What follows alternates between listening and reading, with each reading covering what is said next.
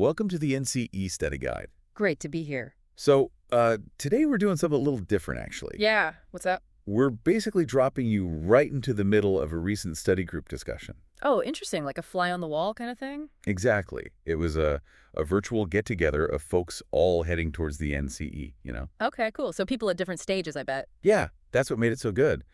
We had Brian, who's, really close to taking the exam. Okay, the almost there's perspective. Right. And then Amy, who literally just took it. Oh, wow. Fresh off the press. Her insights must be gold. Definitely. And Lily, who's, right in the thick of studying now. Perfect. So a real mix. Brian, Amy, Lily. Got it. So the idea today is, well, to pull out the best bits from their chat, the stuff that can really help you get ready for the NCE. Makes sense. Distill the wisdom, sort of. Okay, so let's dive in. Brian kind of kicked things off. Mm-hmm. He mentioned he found our deep dives useful, especially Carl Jung, and validity reliability. Oh, that's always good to hear. Validation for us. Yeah. But he's in that spot, trying to balance just memorizing facts with actually getting the concepts. Ah, the classic struggle. Rote memory versus understanding. It's a tricky balance for sure. He said he's trying to connect the dots, which is, I think, where you want to be. Absolutely. Yeah. Because the NCE isn't just recall, is it? It's application. Right. And he mentioned feeling a bit unsure about his prep, mainly because his only comparison was, the ACT from way back. Oh, yeah, that's not really the same beast, is it?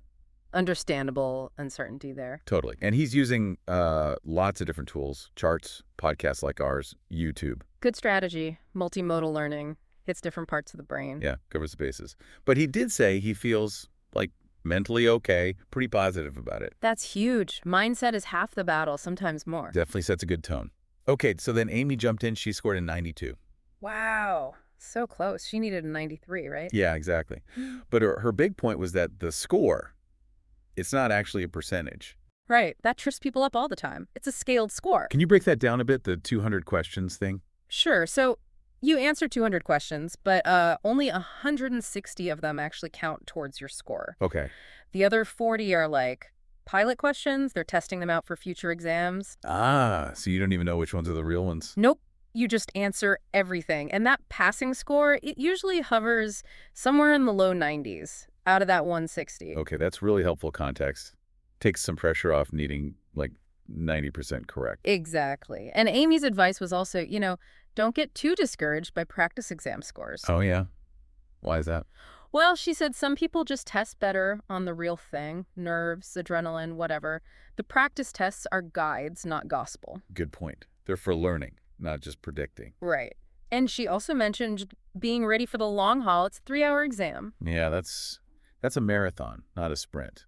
Mental stamina is key. Totally. You got to be prepared to sit and focus. Did they talk strategies for that, like breaks? Yeah, they did. Apparently, you only get one official break, 15 minutes. Only one. Okay.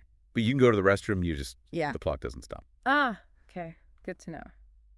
And bring snacks for that break, someone said. Yeah, Amy recommended that. Keep the energy up. Smart.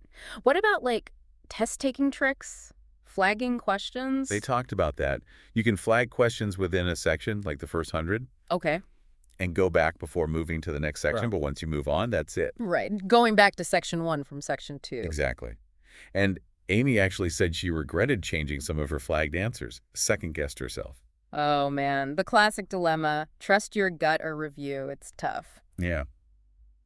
Someone wondered if, a later question might give you a clue for an earlier one. Maybe sometimes. But probably not something you can reliably count on, I'd guess. The questions are meant to be pretty independent. Yeah, it seemed like the consensus. Okay, so shifting gears a bit. Lily's questions. She's studying lifespan development right now. Ah, a big topic area. Totally. She was asking about theorists, like Carl Jung again. How much detail do you really need? Yeah, that's a perennial question, isn't it? Do I need to know every little nuance? And the group seemed to land on understanding the main ideas, the core concepts, and how they actually apply. Makes sense. Less about reciting facts, more about recognizing, say, an archetype in a scenario. Exactly. Not needing a PhD in Jung, just the practical application. Right. And Amy added something important there about understanding why an answer is right. Oh, yeah. And just as importantly, why the other answers are wrong. It really cements your understanding, That's a great test-taking strategy in itself, actually. Deeper learning. Definitely. Then they talked about which content areas carry the most weight. And human development come up again. Yeah, consistently mentioned as a really significant chunk of the exam. Gotta know that stuff. Good to know. What about research methods? Validity, reliability, Yeah. all that. How deep? Lily asked about that too. The feeling was you need a solid grasp of the concepts, what validity means, what reliability is. So like knowing a test measures what it says it measures or that it's consistent. Exactly. And maybe recognizing different types of variables, but probably not, like calculating complex stats yourself. Okay, conceptual understanding over hardcore math. That's reassuring for many, I bet. I think so. It's about applying it in a counseling context, like understanding assessment reports. Gotcha. And DSM-5, how much detail there? The focus seems to be on differentiating the common stuff. Like anxiety, depression? Yeah, GAD, major depressive disorder, OCD, maybe adjustment disorder, being able to tell them apart based on a client description. So scenario-based diagnosis skills rather than memorizing code numbers. Pretty much. The codes probably aren't the main focus. Okay. Lily also asked about something called virtues related to Erickson's stages. Yeah, the others didn't seem familiar with that being a major NCE topic. So maybe something from a textbook that's not heavily tested. Could be. Sometimes study materials go deeper than the exam itself. Focus on the core stages and crises. Right. And they did clarify Puget, too, like object permanence in the sensorometer stage. Yeah, as an example of application. Not just naming the stage, but knowing what characterizes it. So understanding what a child does or thinks in that stage? Exactly. How it might present. That application piece just keeps coming up, doesn't it? It really does. Seems to be the running theme. They also touched on, like, the actual experience, test anxiety. Oh, yeah. How did that vary? Well, Brian said he's feeling less anxious this time around, maybe just more prepared. Good for him. But Amy admitted her initial anxiety definitely affected her a bit. It's so individual, isn't it? Everyone handles that pressure differently. For sure. And the practical stuff we mentioned, the break, the snacks, just helps manage that day of stress. Little things can make a big difference. Did they mention repeat takers? Yeah, there was a comment that statistically, repeaters might have a slightly higher pass rate, but who knows how much that means. Prep is still king. Absolutely. Can't rely on just having seen it before. Yeah. What about prep courses, like commercial ones? Mixed opinions there. Some felt they were helpful.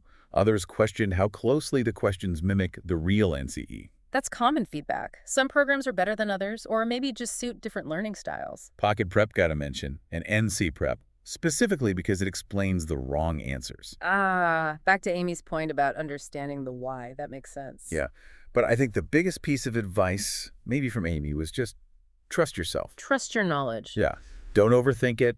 Don't assume every question is trying to trick you. That's huge. It's generally seen as a fair exam, right?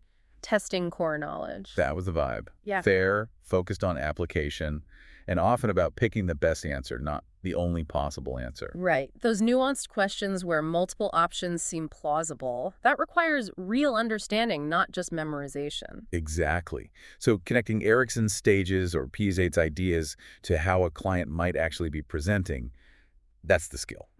Understanding the theory in practice. So, okay, let's try and wrap this up. Key takeaways from this study group chat. All right. Hit me. Get the core concepts, especially human development, and focus on how they apply.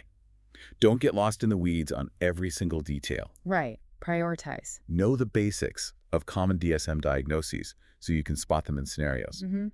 Differentiation is key. Plan for the test day itself, stamina, break, snacks. Little things matter. Manage the logistics. Manage the stress.